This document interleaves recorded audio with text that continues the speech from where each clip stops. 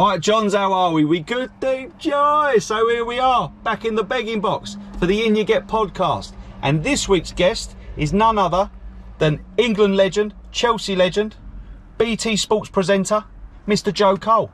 So if you want to see what we got up to, what we spoke about, get in the cab and see what happens. Ready? In you get. Bosh!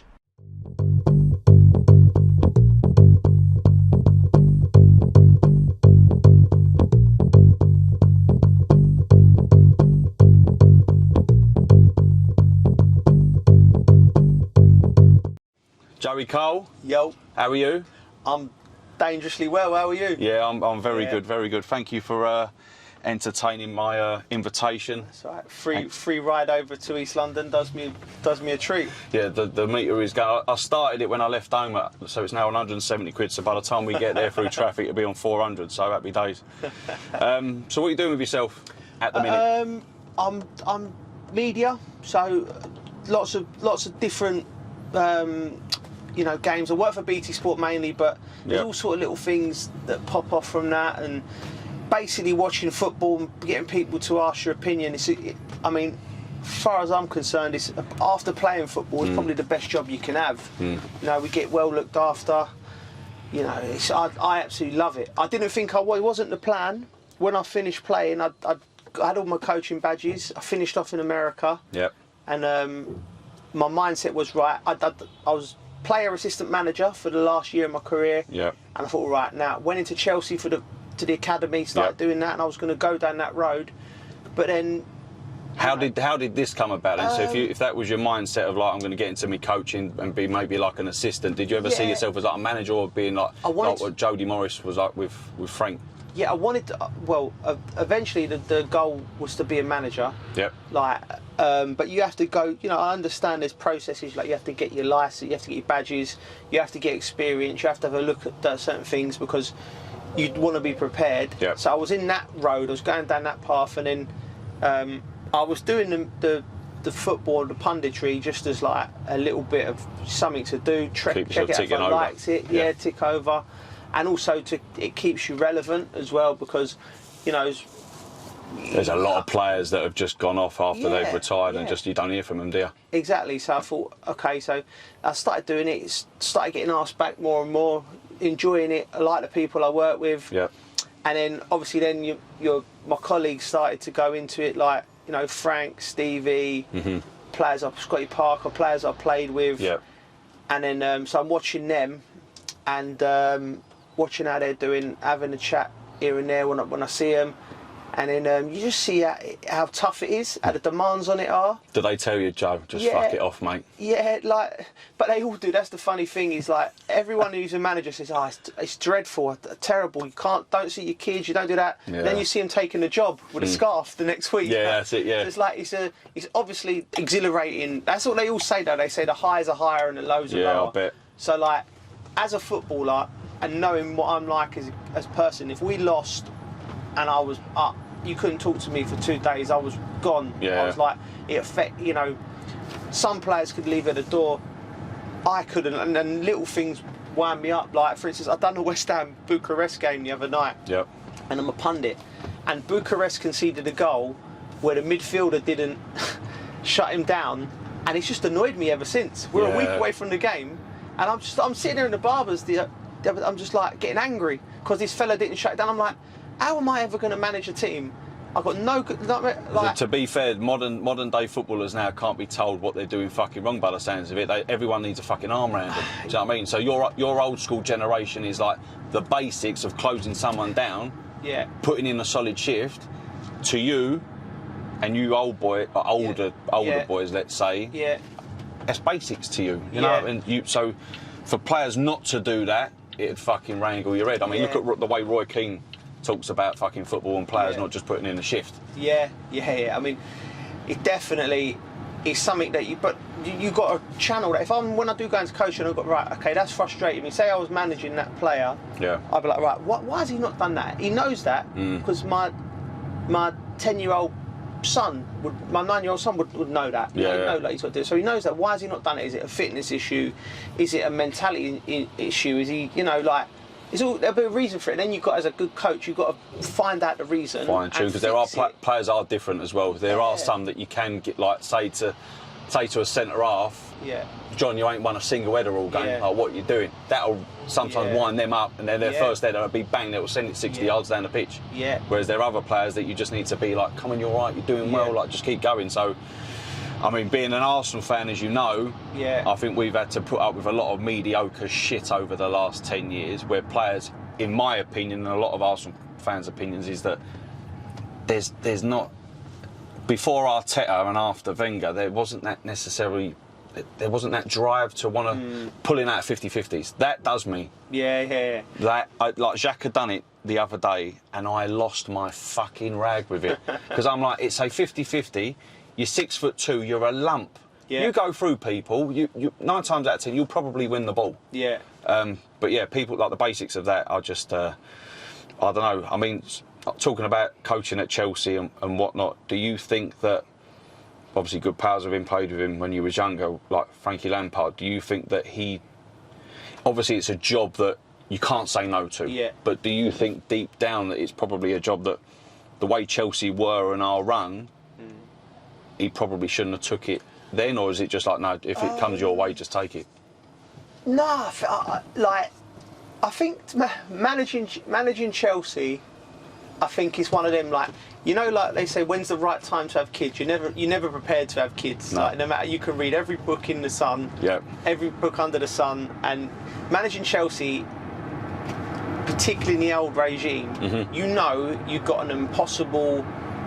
It's almost an impossible goal to stay in the job. So, but you know you're going to have a amount of time, and it's probably the experience you gain and the things you can achieve managing Chelsea. Yeah. You have to take Sky is the limit, really. The sky's the limit. Look at Thomas Tuchel. It's changed Thomas Tuchel's life. He's won the Champions League. Now he's in that elite band of managers.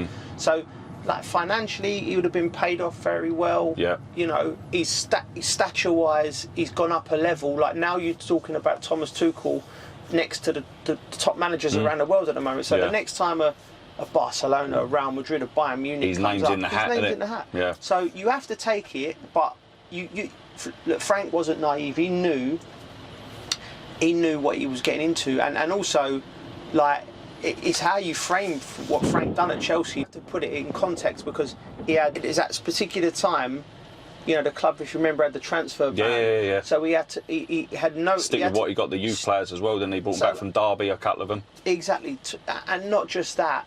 He's actually changed, because Chelsea had this fantastic youth team before that. But what happened was the players would get there, get close to the first team, sell them off. Yeah. But they'd be making money, and statistically they were still producing loads of players. Yeah. Well, if you look at the academy, like a University of Football, Chelsea was still doing it all them years, but it wasn't making the first team. No. Frank changed the mindset now, like because of Mason, because of Reece James, because of Tomori, because of Chalobah, Billy Gilmore, Conor Gallagher now, Brozier, like the list goes on. So like now they can see they can get there. So he's done a great job at Chelsea, Frank, and that's not just me because he's my mate. No, of course. If you frame it like that, he has. But he's like that's like the modern day West Ham. Back in your day when you lot come through, you Carrick, you got Defoe just a bit before, Rio. Yeah. That core of players, it was like West Ham were always, when I was younger, was always a lot of people's second team. Yeah. You weren't really, West Ham weren't really a threat as such. Yeah. The fans were, of course. But as a team, it was always that their youth academy was like, this player's come through, this player's come through. And when I remember telling you, when you came through and you'd done that little Rabona over the defender's head in the youth cup, I was in school and I was thinking, what a fucking player. I was like, and my West Ham pals were like, going to be the best player in the world. And you was lauded as like the next Paul Gascoigne. Yeah. When you hear something like that, so when like these young players, like when people talk about Marcus Rashford and being like, could be like Thierry Henry or something like that.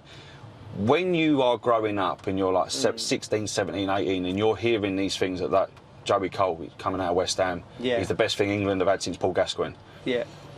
For you, was it just like, was you a bit of like the cock of the walk, or did your family bring you down a bit and say like, fuck, slow yourself down, just keep doing what you're doing, or was you proud to be put into that bracket? There's a whole host of emotions that go on when you know, obviously you're excited, you're proud, you're nervous. You know, there's pressure there. There's the doubt. You know, like all of these things, and it's not all players will have that for various degrees. That doubt and fear. Are you going to make it? Are you going to do this? And it goes for all players because it's the rewards are so good, and you've wanted it since you was a kid, like since you was a baby, and then all of a sudden it's nearly there, and so the doubt was there.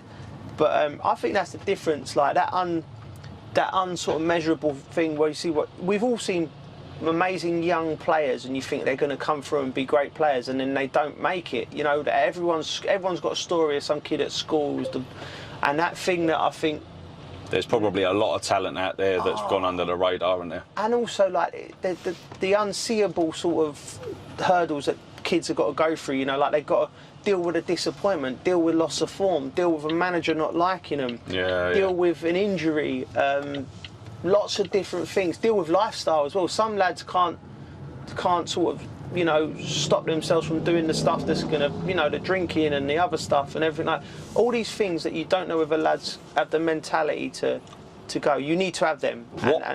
What do you think, like, the core reason behind someone going? I mean, look at Ravel Morrison. Yeah. He was probably lauded as another, like, unbelievable future player.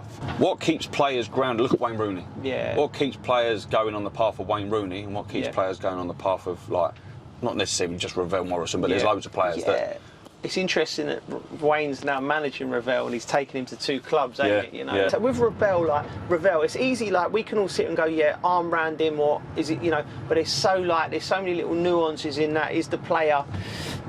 Is he? You know, Ravel's gonna. You know, I played with Ravel at West Ham when I went back for a bit, so I know the character of the lad, and he's a good human being, but he's not managed to put it together. You know, he's got a background. He's a human kid. He's got his flaws. He makes mistakes. Everyone does. You know, and no one's managed to get it out of him, and probably no one is going to ever get it out of him because he's 29 now. I don't know how old he is, but like, it's mentality. It's always down to the mindset of the player. Like, and that's one thing I've learnt from my short spell in coaching. The players that come through are the ones with a mindset that you can see them, like they'll pass little tests. Can you see it from early doors? I think football people can. Yeah. I think that's like what I found. The good coaches, good coaches can see it early doors because they can see, and this is one thing they don't teach you. You could have all the coaching manuals in the world. You could do all the sessions and that, but you ain't got the wisdom of playing. Like, for instance, you see a player. And you know a difficult part of the game, a centre half, for instance. You know, and he makes a mistake, and then you see his body language. A person who's played the game will notice his body language afterwards. How he is, bang, bang, bang. I think that because you know what that hurt, that making that mistake at that time hurts, and so you get a little sort of an idea about players, but the mentality, and that's so like. It could be where they brought up, what their family like, what their friends like. You know, because you probably do get to a point in your, let's say, in your first professional contract, you've got to make a decision. Do you want to go out, get on the booze and go out and go and chase birds or whatever? Or do you want to concentrate, get your nut down, your next 10 years? Because I mean, listen, like I said to you, I knew of you when I was in school, like the last years of my school. You're now retired.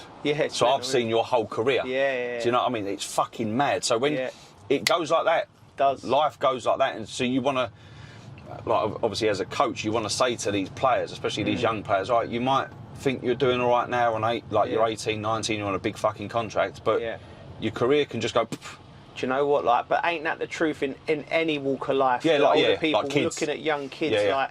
That old youth is wasted on the young. I've sat down with kids and I've gone, listen, you need to knuckle down. You know, you need to do this, you need to do that, and this is the. And I'm thinking, how can you not listen? From me telling you, like, I've walked that path you want to walk, like. But we've all had good advice given to us as youngsters, and just been ignorant to it. Do you know what I mean? But the ones that can just at some point take it on board. They're the ones that come through, not necessarily the most talented ones. So what was the best advice you was given as a youngster? Oh, good Not question. in your whole career, but as a youngster. Best bit of advice. Probably your dad saying, "Don't get a bird." Yeah. My dad, he gave me great advice. You know, he was not like, but and it wasn't even football advice. It was like, you know, he said to me, never be the richest man in a room. He said, because you know, this is old-fashioned London. Yeah, he said, because they're people all. Then you become like a target. He said, there's always a. What did he say? There's always a. He said, there's always a son. Yes. And you know what? It's like I've walked in. You're panicking now about your contract at BT, aren't you? I am. Yeah, but yeah, but no. But what he was saying in his colourful language was, listen, no, don't ever get carried away with where you are in life. Yeah. Be wary in all, you know, every room, because there's always someone there who wants to do you harm. Yeah, do you know what I mean? Or doesn't have your best interest. And it wasn't football advice, believe it or not. Just life, innit, really? Life advice. But you take that into everything that you're doing, yeah. And I've always been wily around people, not so much in football, because I've been blessed. I've had good coaches, I've had good people at the football clubs, but then it's the other people around you. I've finished my career and I'm in a good place, and not necessarily. And that's because of my dad. You know, because I was grounded, and I didn't let the hype get to you. The hype get to me. I didn't let the sharks get to us with the dodgy deals and all that. I had a good my dad. Good agent. Good agent. Yeah. Like the best. He's retired now. You know, and he was just a good human being. And my dad put all these people around me from a young age, and we kept me grounded, I could just enjoy my career. And and look at you did, like, domestically, you won it all. Yeah, but you know, I was with Rio yesterday, and we was talking about, you know, how do you judge players, like, you know, is it winning trophies? Is it, you know, what is it? And it's a little bit of everything. So winning trophies was great. Yeah. But the best thing I had, like, everywhere I went, I had a good connection with the punters, and you know, people enjoyed watching me play, and you know, give people memories, and so, like, that's just as important to me as trophies. The way you played, you was an entertainer. Yeah. Like, you know, like when, like, playing at World Cups and the Euros and that, you were, everyone was caught up with the fucking, like, the Gerrard Lampard Scholes thing. Like, you, in my opinion, you should have played more for England. Yeah, thank you. I'm not being a fucking fanboy here, but I personally think you should have. It was like one of those, Joe Cole will either win you the game, or he won't. There will never be an in-between, but your magic that you would produce, look at where you fucking played. Look at you, like, your best football at Chelsea. Yeah. I remember one goal in particular, I think it was the last game of the season against Man United, or when you won the league. Yeah. You had a silly fucking mop of it, I don't know what was going on. And you done like a fucking, it was like a drag back. Yeah. You got Vidic and Rio going fucking that way, and then you've just gone forward, bang, put it in the top corner. It was like, that's what Joe Cole does. Yeah. And there was no, in my opinion, there was no one within that England setup that could do that. Yeah, Gerrard can drive forward, and like Lampard will score you 4 million penalties a season, and Scholes will arrive late in the box and whatever. I'm digging at you, mate, Frank, here, but I'm not belittling him, sorry, mate. Yeah. But yeah, there was no one in that England side. Yeah, again, it all harps back to that. It's that Paul Gascoigne thing. Yeah. Like, that little 5-10 yard sprint. Yeah. Breaking up the defenders, and you had an eye for a pass as well. Yeah. Do you think, though, as well, that you didn't score enough goals in your career? Yeah. I mean, like, definitely. You know, I was playing in you know, I certainly could have scored more goals. I think all in all, it was 714 games, and I scored 104 goals. I should have scored more goals. Yeah. Like, but you're a creative player, though, weren't you? How I saw you play was, you would prefer to play a nice little fucking no-look pass or a fucking through ball, Bergkamp-esque. Didier Drogba, put it in the bottom corner, and that's you. That's why you've been brought into the team. You're number 10. Yeah, I mean, like you're Arsenal. Like, I think that's Jack Wilshere was a very similar player to me. You know? 100%. I really like Jack and admire him, and he's as a player. I think he was so unlucky not to. You know, he didn't even get his career going, did he? You know, he didn't get them huge moments. But I know he's loved at Arsenal, and he'll cherish that. But yeah, I think we're starting to produce more players like us now, and I think that bodes well better for international football, because you have to have players on the pitch who can handle the ball in all areas of the pitch. Yeah. Do you know what I mean? I mean, I think about Santi Cazorla. When I look at the Arsenal now, when you play the ball into someone's foot, if you was playing in centre of the park, you can go left foot, right foot, any way you go. Santi was the same. He didn't know what foot he was. When we play it into the middle of the park to someone like Xhaka, he's like a fucking Carls. He's turning. Oh look, he's got two players wrapped around him. So I think Wenger, back in the day, I mean, you tell me if I'm wrong, but you were you were a Wenger type player. Because if you look at Alexander Hleb, Cesc Fabregas, Samir Nasri, all similar type players.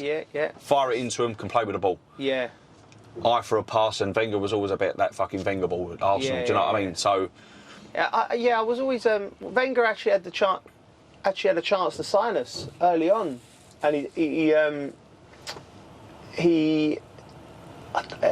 turned it down. Sorry, hang on. Sorry, say that again. Wenger had the chance to sign us early on, and he turned it down for sure. Now I don't know how far it went down the road, but I think he went with Reyes, God bless him, rest his soul. You know, which was fantastic young player at the time. Scored on his debut against you lot, wasn't he? Yeah, he was more of a forward, weren't he, Reyes? He was like he played off like a wing forward. Yeah, wing forward when he was like a I think he got to a point, Wenger, where I think he was reluctant to sign British players, weren't he? I think that's fair to say. Price tag, I think he liked to bargain, and to be fair, but I don't think my price tag would have been massive at the time, because was it from West Ham then? From West Ham, it was. Okay. It was I went to Chelsea for $6.5 million. Oh my! And I was 21, and I just played 200. I played about 200 games. I played 10 games for England. So imagine you're on the up, aren't you? Yeah. You're on the cusp of it, yeah. But young players weren't valued as much, if you know what I mean. It wasn't seen as an asset, so it's a bit skew with the transfer things. Like, should we think about Chelsea at that time? He went and bought Glenn Johnson for six and a half. Damien Duff for 11. Damien Duff for 17 or 11, whatever it was. Wayne Bridge for 7. You know, all of these young players who were like, we were all 21, 22, 23, playing for England. You know, when you first moved to Chelsea, obviously it was all about Roman Abramovich, all this money. When you went in there, did you think to yourself, well, they bought me, they like me, I'm going to start? Or did you go in there thinking, oh, these are going to be bigger and better players? You had like Gianfranco Zola and...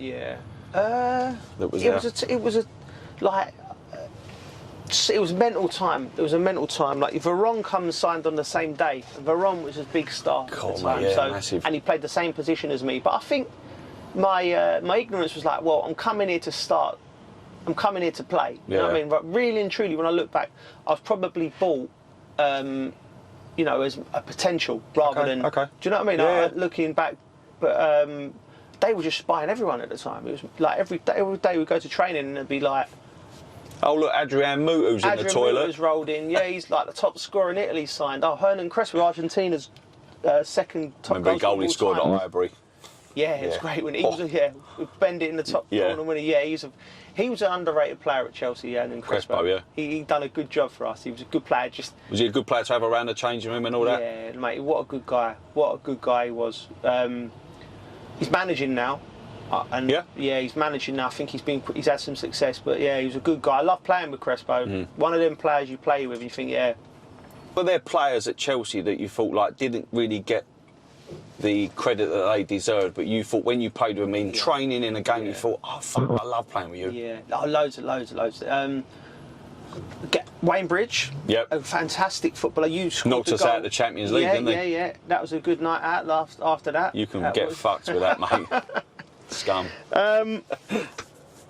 Paulo Ferreira is another one. Yeah, back. Yeah, people don't get. I mean, he just sort of.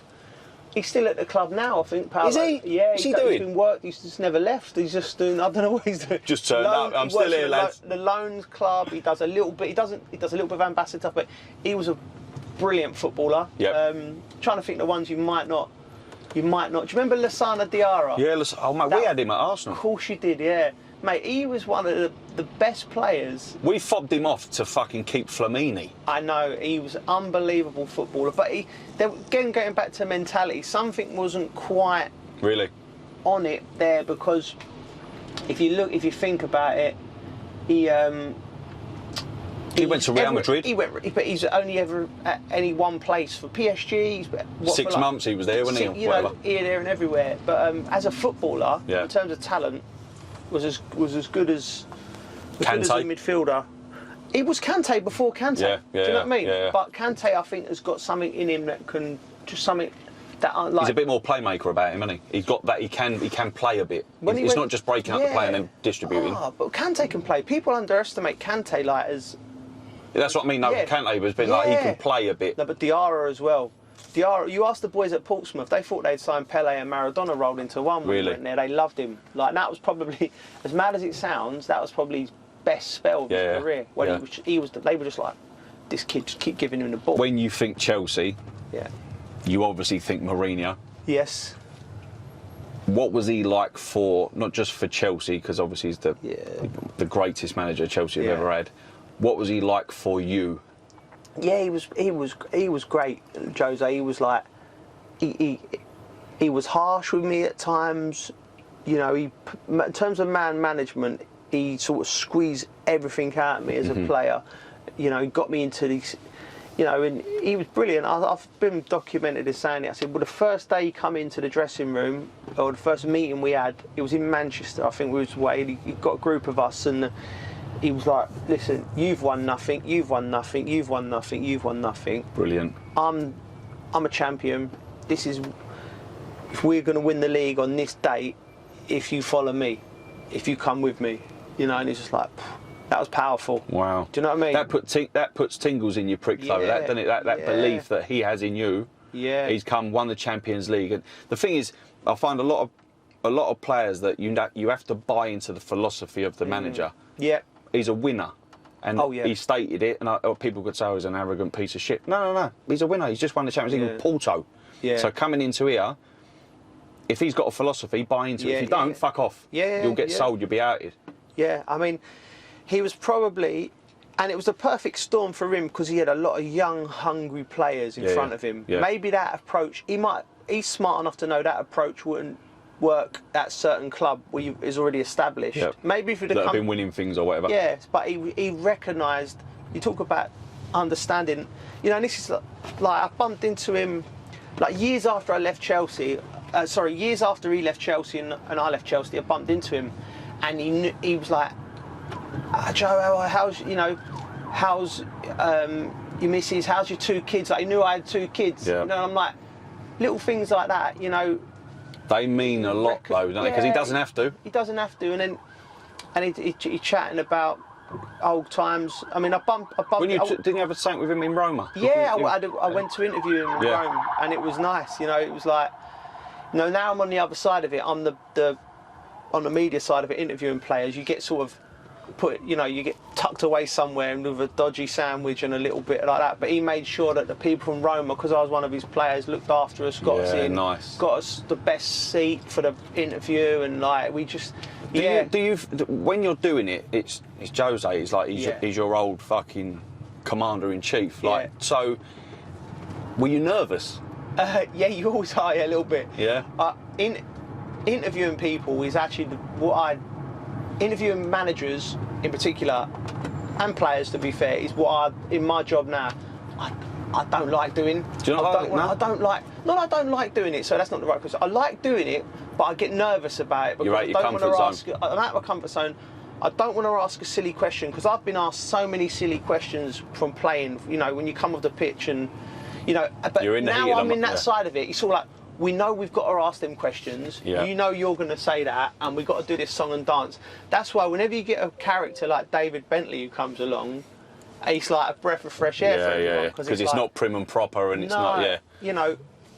That's why you've said yes to this interview, isn't you? Because you know it's just a giggle. I told you, it's a free ride over to East London, mate. I've just bought a house in Chelsea. I need to save £1 notes everywhere I can. You know when you said your old man said to you, like, don't be the richest cunt in the room? Yeah. You fucking are in here. Oh, fucking, yeah, Chelsea, Yeah. Mourinho. So his tenure, Yeah. the way he left, or him just leaving in general, the first time, Yeah. was it a big surprise to you lot? Massive Or did you see it surprise. coming? Massive Oh, okay. surprise, yeah. Remember, this was the second sacking. You know, so it wasn't like now. I would imagine the players would be expecting these type. Under that regime, as the years grew by, we expected it. But yeah, we just thought he'd be there forever. Yeah. But Because of what he won. because of what he won, because of what he'd done. And I've said this before, and you know, he's a funny relationship now with the Chelsea fans, because obviously going to Tottenham didn't help him, but like when history unfolds and we're 50 years down the line, and if Chelsea are still dominating and still a force and not dominating, if Chelsea's still a force in world football, I think they'll look back at Mourinho's time at Chelsea. You know, like how Liverpool look back at Shankly in the sense that he started it all, Shankly, and you know what I mean? He's like this sort of mythical. He come in and changed the club, spun it on his head, like Ferguson at United. Even George Graham at Arsenal. George Graham at Arsenal. Because he went to Spurs. Yes. That's a funny one, yeah. And he for a lot of old Arsenal fans, he tainted everything. Because we went from like the 70s, didn't win the league for like 19 years. Yeah. And then we won it at Anfield. Yes. You know, and then I was like boring 1-0 Arsenal and whatever, and then we won a few, like we was quite a good cup team, won the Cup Winners' Cup. I used to go to them games. Yeah, because you're an Arsenal fan, aren't you? No. I'm from Kentish Town, and we played for Camden Islington District, so we used to get the free tickets for the game. So I used to go over Highbury and watch. I remember I used to love watching Merson. I told him this after. I had these high-tech boots, you know, with the big tongue, the white tongue. Yeah, I had them as well. Yeah. Like you would never rock a pair of high-techs unless Merce put them on, would you? Do you know what I mean? Like they're not. That's the only thing I copied Merson on though in his whole career. Nothing else, no booze or anything like that. It was just his high-tech boots. I told Merce, like, you know, because we've done a few things that have played against him, and he was one of my favourite. Talk about underrated players. Yeah. He's one of the most underrated players this country's. He only played 7 times for England. Yeah, Paul Merson. I think him and Matt Letizia got the same gripe with England, but. Yeah. I remember when Merson got sold to Middlesbrough. I mean, obviously we got Dennis Bergkamp. Yeah. I'll never forget it, because my old man, every Sunday morning, my old man used to go out, get the news of the world, and go out and get McDonald's breakfast. Yes. Right? He would. He does it now. Like he's one of them like. We're shit. We're fucked. We're going to get relegated. Yeah. And then when we do, it'll be like told you so. Yeah. He came into my bedroom with a McDonald's breakfast. Yeah. And threw the news of the world on my bed. He went Merson's left. Oh. And I remember opening the news of the world, and it was Merson to Borough for £5 million. I fucking cried. I took 2 days off of school. Yeah. I was gutted. It's true. It was, Merson was on every single Arsenal shirt I ever had. Really? Until he left. Even when Bergkamp was first there, it was always Merson. Yeah, you couldn't like that's what I'm saying. Talk about, you know, Merson in the way that he plays, like that connection to the fans is that's, you know, that's just as important as winning trophies for me. You know, I mean, he's I used to love watching him. Yeah, like he's one of those players. If he went back, I think if he went back to, especially obviously Arsenal, but even Pompey, like he'd be lauded as a bit of a hero. Villa as well. He was at Villa Borough. Loved everywhere he's played. He's never done anything really at those clubs to make fans dislike him. No, you know, he just give them joy by the way he plays. Yeah, sort of that. Who would you say at Chelsea was your main rival for your spot? Oh God, we're loads. Like early on, it would have been like Gronkia, Veron. How quick was that fucker? Yeah, he was rapid, Jesper. He could run, and he done a good job for Chelsea. Scored sort of the most important goal in the club's history. When they changed the course of history of the club just the year before I got there. Yeah. They got in the Champions League by beating Liverpool on the last day, scored the winner, and apparently Roman wouldn't have bought the club, and the club would have gone into administration had they not got the Champions League money. So, wow. So, yeah. Yeah, Jesus Christ. So it's huge goal. You know, Veron, Mutu, Jeremy, remember him, and then Jeremy, Duff, Robin, Wright Phillips. Iron Robin, I hated him when he was at Chelsea. was I just thought, but I thought he just dived and dived and dived, and I thought, like, how can the refs not see what this geezer's doing? But then I think as you get older, and then again, this is in life, you appreciate things differently. And when he was at Real, Bayern Munich, it was like, what a play. I remember that goal he scored at Old Trafford when Bayern, I think, knocked Man United out of the Champions League. I mean, you looked at how he played, him and Ribéry on each side, they were just fucking beautiful to watch, absolutely beautiful. You know, when throughout your career, you know when you were sort of farmed out to the left a little bit, when you're sort of like in the changing room, do you sometimes think, oh, I bet this fucking cunt puts me out left, like, and you just want to be front and centre? Do you want to be in the middle? I know you're probably going to be one of them people that says, I just wanted to play, and I get that, I understand that, but to get the best out of Joe Cole, should you have been more of a focal point 10 player? Should have been. I certainly preferred playing inside midfield, like more than the left or the right. But you know, it was just unfortunate for me that the sign of the times, you wasn't trusted in there unless you were 6'1". Do you know what I mean? And you know, I weren't a second striker. Do you know what I mean? Like, I was a midfielder. I was like a you know, one of the 10, two that sit there now. Yeah, I was like a midfielder. Like, I'd get on the ball, like, you know, I could nick a goal, make a goal, but I needed to be part of all of it. And then my best football was played when I was played in there. But like circumstances at the time, you know, like now, like Luka Modric, when he first come, he was playing off the left for Spurs, you know, like of a 4, and it wasn't until they had an injury crisis, put him in there. Oh, just had the best central midfielder of the last 10 years playing on the left for us. You know what I mean? It's like when they found out about Gareth Bale. Yeah, he's like, he's doing left back. Yeah, exactly. It's mental, isn't it? But so I think that's the main. That's, you know, I would have loved to have played more inside. Yeah. But it was just the times, just the way it was. And now, 100%, I'll be playing. Do you think in your sort of your prime now that you could play in today's Chelsea team? Under Thomas Tuchel, let's say. Yeah, I could. Yeah. Who are you in there instead of? Who's the starting? Who's the starting? Yeah, true. Lineup? Do you know what I mean? Like, I'd be part of it all. You know, I'd probably be playing sort of instead of Mason Mount, wouldn't you? No, I love Mason. Mason's different kid. I don't know.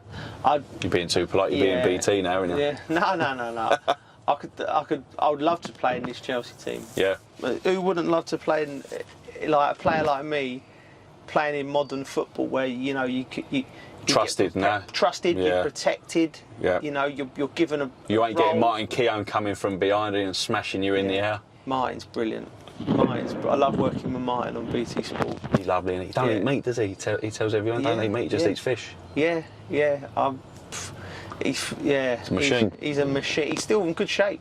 You look in good shape though. I thought you would have put on like a big fucking pot belly or something. There's a fat man waiting to get out of me. Trust me, I work hard at it. This is a long battle. There's still a little derby that pops out the belt, but yeah. I have to work hard, man. I said, I'm doing this charity bike ride to. Have you trained for it though? Haven't done enough. Okay. I've trained. I've not done. I've been getting on my bike. You know, I know. Listen, I drive around London. Cyclists can be a nose, but now I'm one of them. Driving around trying to get fit for this bike ride. So you do it properly then? So you're not on like rollers or anything like at home? You do the rollers to do a bit of training? What's the rollers? So you have your bike on a set of rollers? No. I'll get out and get abused by cab drivers. I've got 2 bikes, right? I've got one bike which is what I'm going to use for the ride. It's a proper road bike, and you need that because we're doing like nearly 300 miles in 3 days. Yeah. Good luck with your hamstrings in your calves, by the way. But and I've got another bike, which is just a normal bike, which I use just for playing out, basically. Yeah. My missus says it. Like, I'll drop the kids off at school, get on the bike. Go and play Knock Down Ginger. Yeah, I'll go back. I drive up to my mate's office, have a cup of tea there, say hello. Just then I drive up down Camden Town, see if I see anyone I know, and just ran. Do you know what I mean? I just. Well, it's nice that you're still active. Yeah. I don't go on the roads all the time. I look like a proper hood rat. I've got the hood up and no lycra. No, come on. I can't be going down Kentish Town with a lycra on. Get your meat and veg to one side. Chamois cream. Yeah, so I just basically just playing out, like just going around, yeah, it's nice. Like I said, get the music on, listen to a couple of podcasts. Yeah. Get back in time to pick the kids up from school. Do you ever listen to your own podcast? Do you ever listen to yourself back? I never listen to myself back on anything. I hate the sound of my cringe voice. myself out. So even like doing things like with your one, I'll watch it, listening to myself. I'm like, I don't like it. No, nobody does though. That's the thing. I hate my voice. It's a weird thing. Was you ever a loudmouth in the changing room at Chelsea? No, not at all. No. I kept myself. I've always been able to get on with everyone. And I've always, when we used to go away with England, most players would come do your training. Some players would go up in their room. You won't see them till dinner. Yeah. You know what I mean? They'll have dinner, finish, and I couldn't do that. Yeah. I needed to be. I was the lunch. I'd be sitting there chatting to everyone, and then I'd go and do something, and then I'd be dinner the same thing. I couldn't sit in my room. So I wasn't a loudmouth. I don't. You was an entertainer. I was just. I liked socialising. Yeah. You know, and like little things being like involved. Yeah, like little things like with England before the days of so much the gaming and everything was a big thing. Portugal 2002 and 2004. I remember just playing Cluedo in the afternoons, you know, because it was like Cluedo, Monopoly, you know, just waiting for the next meal. I bet you used to have a Tamagotchi when you were younger, didn't you? Go keep it alive. Keep it alive. But I just like being out and about. But some people come away with England and they were just in their room. I was like, how do you do that? Yeah. So who was obviously, apart from the obvious being like John Terry and all that, who was the other person in the changing room that when he spoke, everyone sort of listened? Drogba. Oh really? Drogba, yeah, Drogba. Leader, like that's why we were successful, man. We had like leaders. JT and Drayby, yeah, but JT and Drogba were the ones like I think who were like. Frank was a quiet leader, you know, led by example. Petr Cech, you know, goalies.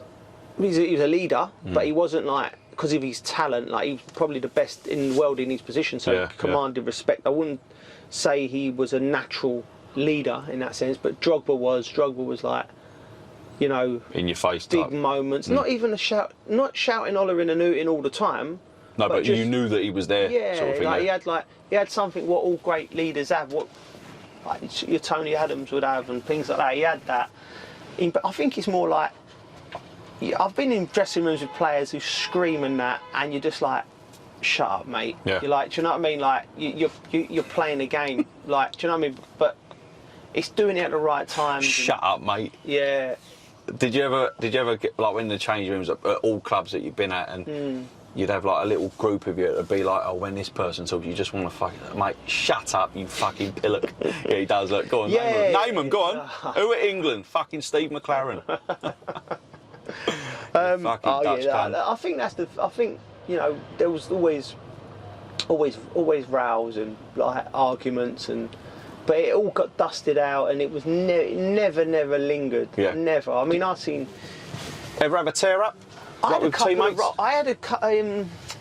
Not so much. Never throwing blows. I'm not a fighter by no stretch of the imaginations. I had a roll around once with Ida Good Johnson, a soppy one. Yeah, and we're good pals now. You know what I mean? It was like I kicked him, he kicked me. No one of them like Hearts and Berkovic. Yeah. I was actually there that day, but I was on the next pitch. I was a kid. No, it wasn't definitely not as violent as that. That was brilliant, wasn't it? Yeah. So but it weren't. Sorry, no, it wasn't. No, but it was great. But who else? I mean, Ian Pearce got the ump with me once. I run away from him. Yeah. Yeah, I love Pearcey. Yeah. Oh God, yeah, that's it. Like I wasn't really one to have a tear up, and there was a lot. Do you know what I mean? There was lots of. It never really got too out of hand. Like it was always dealt with. Footballers are very much like to go close enough to have a fight. Yeah. Don't have a fight. Yeah. We're not fighters. Yeah. The Tuchel sacking. Yes. Come as a surprise. Massive surprise. I did the game on Tuesday night where Chelsea lost, and the question was posed to me, and I sort of laughed it off a little bit. I thought because he's so well liked. he's so well respected. The team's going through a bad period, and obviously with a new owner just coming in, I thought new signings made. I thought it wouldn't happen, but we don't know. We don't know the reasons. No. You know, I'm sure people will have their opinions, and I think it must have been a breakdown of vision between the manager and the owner. Club. Yeah. And that's understand. That's okay. It's okay for that to happen. Do you not feel? Yeah, no, of course. Yeah. Like different opinions. Like there's not a problem with that. But then you got to take into consideration. Like 2 years ago, we won the Champions League with you. Yeah. Like you haven't diminished to the point where it's now we're going to be in a mid-table battle. You're not. You're still going to be battling the top four. Yeah. The top two, I think, are probably going to be a given again. I don't know. I'm not sure. You don't think so? No. Man City will win the league. I'm not sure Liverpool will be. I think they would just have enough. I don't think Liverpool will be near Man City, but No. I think Arsenal, Chelsea, Man United, Spurs. I don't fucking filth. Like they will be between third, fourth, fifth, and sixth. It would be them. I agree. But the gap will be closer between Liverpool and the rest. Yeah, I mean, look at the way teams are fucking beating each other. But yeah, like so for Tuchel, do you think that Abramovich changed owners, but it's still the same fucking mindset? It's still particularly run the same. Like it's like give players big contracts. Yeah. So I don't know if it's the same. It looks. You could say it's the same thing. Managers getting sacked, but you have to go right. You can't really compare the regimes until you get let's see in 10 years' time and see what Todd Bowley and the Americans have done. What they've won. What they've won. What they've done. How they've gone about it. But this could simply be a sit down, and Thomas Tuchel wants to play a certain way, wants to sign a type of player, wants to do that, and the Americans are like, well, we think that we should go in this direction, so let's just part company now. Yeah. And before then it gets out of hand. Yeah. But you know, which is what happens when any company gets bought over, ain't it? You know, they go in, they have a vision, look, and then they go right, bang, you got to go, you got. It's because otherwise it can get out of hand, and Yeah. Tuchel can just be then resentful. Yeah. And be like, I don't want to do this anymore. Yeah. And then before you know it, Yeah. you've lost fucking 4 games out of 7, and it's like, oh, we should have got rid of you when we had that conversation. Exactly. And by the way, I'm not like I don't agree with Thomas Tuchel leaving. Yeah. Do you know what I mean? I definitely don't agree with that. I'm happy to go on record and say that, but time will tell, won't it? Time will tell whether it's the right. I'm happy with Potter coming in. Yeah. I think that signifies a change in you're not getting Potter in because you want success in 6 months' time. No. So, because not that it won't happen, it could happen. Yeah. But you're getting him in because you've seen how he's built a club, developed a club, built a brand that's sustainable, not brand, like a team that's sustainable. That's probably what what the Chelsea owners want now. Exactly. Yeah. So I like that. Because for me, that's logic. I know Chelsea has been the most successful side of the last 20 years under the Abramovich era. Yeah. Hiring and firing managers. Yeah. But how many trophies would we have won if they wouldn't have sacked Mourinho and he'd have been there for 20 years? But this is the thing, when people thought about Mourinho being sacked, and you guys as players thinking, what the fuck are we doing now? Yeah. You were still successful. Still went on, won Champions League titles, FA Cups. But there's no way of knowing whether that would have been more, and logic would suggest to you. True. Hindsight's a wonderful thing, though. Stability is always going to come across instability. Do you know what I mean? In terms of building a football team. Yeah. But listen. But Arsenal made that mistake, in my opinion, with keeping Wenger for a bit too long. Yeah. I personally think deep down he should have gone after we won the FA Cup against Hull. Was that the first one? First of the 3. First of the 3, right? Okay. Because we went 2-0 down. Should have gone 3-0 down if Gibbs weren't on the goal line, cleared it off the line, and then obviously we went on to win. But obviously you love a fair, and Wenger was Mr. Arsenal. Yeah. And he loved Arsenal Football Club, and his intentions were good. I just think the way football was going, because football can bypass managers a little bit, like modern football. Because Wenger, when he first came over, transitioned the way players trained, they ate and everything. So Graham Potter, he's doing something interesting as well, because he trains the players in a certain methodology which is a little bit different. If you notice with Brighton, they don't get many injuries. Their players stay fit. You know, Luke Lallana couldn't get himself fit at Liverpool. True. Danny Welbeck was on the scrap heap. You know, so he's doing something in the way he trains the players, which is keeping them on the pitch, keeping them fit. And maybe he knows something. Maybe he in does. The coaching maybe there's something he's doing. That he's got something, and that's always what happens. There's like some revolution, like Wenger coming in doing it his way. He pushes us all on. Jose coming in, he pushes us all on. And maybe Potter's that guy, but we'll have to wait and see. Are you excited about it? Yeah, I'm excited. Or are you more like, I'm excited and I'm nervous. Curious a little bit. Curious is a good word. Yeah. Curious. Cheers, is what mate. I am. Thank you very much. That's why you're doing what you're doing, Gibbs. That's why you're at the top of your game. I'll use that one on BT Sport. You can use that, and then at the end of it, just say, "No worries, John." Just John someone off. Even if it's a female presenter, just say, "All right, John." You try and get me sacked.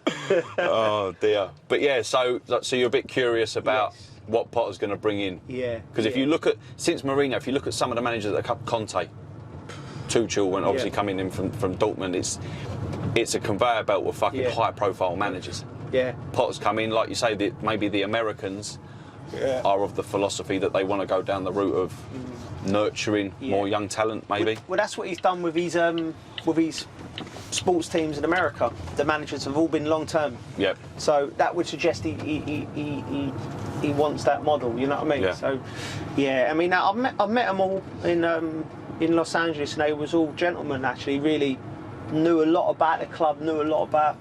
Like me, I'm only there as an ambassador. Basically, I'm there to sort of do my thing, shake hands, you know, do all the media stuff. Yeah. And the guys and that they knew of me, knew I used to play for the club, and that's nice. That, you know, it was nice because the Americans can be very much in their own bubble. It's just about them in the world. Mate, they was very informed. So if Chelsea fans listen to this, they're not coming over here and it's just something for them to do. They taking it seriously. Very, very seriously. Very.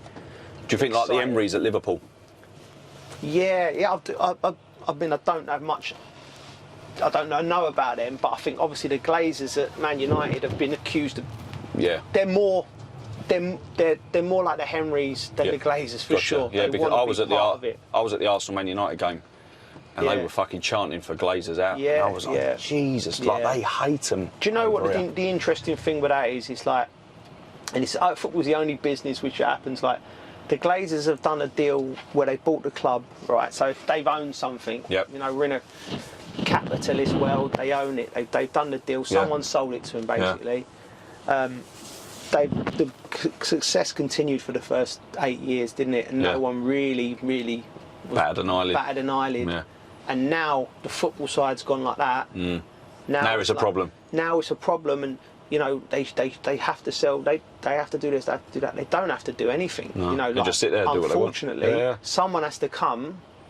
Someone has to come and make them sell it. Go and buy it off them. An obscene amount of money to go. Exactly. And a bit like Mike Ashley at Newcastle. I'm not comparing the two, but like he's sitting there and thinking, I won't sell the club, even though some fans want me out. Yeah.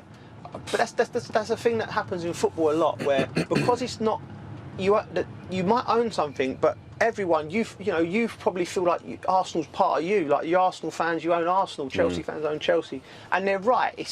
The fans are the club. Yeah. But then not in the eyes of the law, is it? So it's like it's. Football's changing though. We're going down a very YouTube type, social media type way. TV. Yeah. Who would have thought you'd be watching games on Amazon? Yeah, I know. I mean, or Now TV. Yes. But who would have thought that? Everyone would have thought it just be Sky and BT Sport. Yeah. There'll be a time. I'm pretty sure of this. There'll be a time where there'll be one provider for all sport. Yeah. And you'll go on it, and you could be watching in your front room. Yeah. And you'll be able on to watch phone. every game, every fight. I think that's the way that seemed. If you look at like the trajectory of it all, at the moment we're a bit scattergun. You've got to pay this one to go there and this one to go there. It'll all come under one roof. and you'll be able to watch Arsenal every game from wherever you are and wherever you want. And you know, I think that's the way we're going. I don't know whether that's a good thing or a bad thing. Yeah. You know, you just don't know. So your initial, so ending on Chelsea a little bit. So your initial thought process of like when names were being bandied about and people talking about fucking Pochettino and things like that. When they said, "Oh, Potter's favourite," did your Chelsea fan in you think, "What the fuck are we doing?" Because they continue on to win things, or do you buy into yet again the philosophy on the new regime and being like, "Do you know what? Give the geezer a chance," because if he does well, he'll be pushed towards the England job. Yes. Yeah. True. You know? So because like what he's done at Brighton, people love what he's done at Brighton. If he does a good thing at Chelsea, after this World Cup that's coming on in Qatar, might be Southgate's last one. After the season's finished, if Potter's had a barnstormer, he might be touted for it. You know, you never know. It was I think he'd be in the frame anyway. You know what I mean? For that job when it does come up eventually. Like, do you know what? Like, I can't really. The thing of when you play football, right? And this is like, people say, you put your fan's head on. You can't put your fan's head. It's like watching. It's like going to a theatre show. And you go see behind the curtains, you see all the characters getting their clothes off and and you've seen everything that goes on behind and see how it works, and then you want to go and watch the show again. Do you know what I mean? It's hard. Like, it's like, look, I love Chelsea. I supported him as a kid. I love West Ham because it means a lot to me because of the journey I went on. You know, I love the clubs I've been at, all the clubs I've been at, to various levels, obviously. You know, because they're part of your life. But because you've seen behind the curtains, you can't have that fan's head. Like, I might get offered a job tomorrow at another club, and then my whole thing will be right. Everything changes I want them to again. win. So it's like I can't put my fan's head on. But so my sort of my football head when Potter got the job was curious. Because it's different. Do you know what I mean? Interesting. And I'm gonna that's my curiosity is the one. I want to see how it pans out. Stumped you, that word.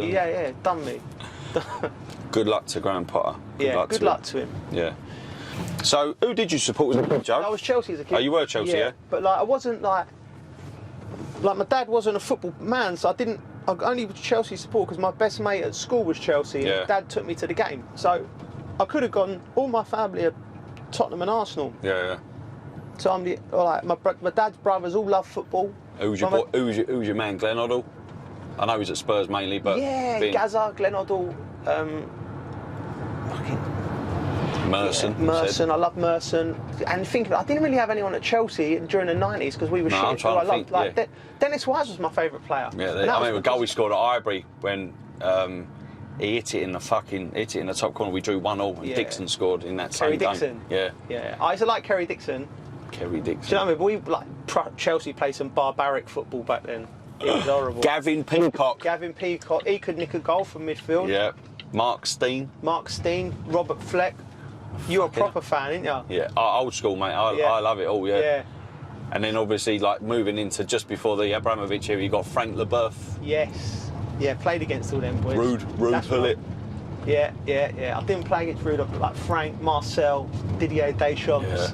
Like, it was like Chelsea became like their sort of retirement place for a lot of it was. You know what I mean? And then but you have to remember the 90s, the Premier League weren't the best league in Europe. No. By no stretch of the imagination. It was still Italy. Spain and Italy was better than us. You know what I mean? But he was building. So then all them boys, like, say you like, who were coming over here, that was because they couldn't get into the top clubs in their own country. Yeah, like look at Bergkamp. Yeah. Inter Milan, wasn't it? Yeah. That's why. But then as the noughties kicked in, we started becoming the best league. Yeah. And then I'd say by about 2003, 2002, 2003, 2004, that was when Premier League was like, right. If you look at then the from like 2005 and 6, 5 and 6, the amount of English teams that were in the Champions League finals. I know, it's ridiculous. And by the way, it actually detrimental. Like, it got to a point where I went over the mountain where it's like our league's so competitive. Yeah. I speak to lads who play for like Barcelona, Real Madrid. They're like, well, we know when we go to Alaves the week before a Champions League game, we're going to turn them over 5s and 6. All right, John. So that was part 1 of the interview with Joe Cole. Stick around for part 2, where we talk about his career playing for England and England's chances at the 2022 World Cup in Qatar.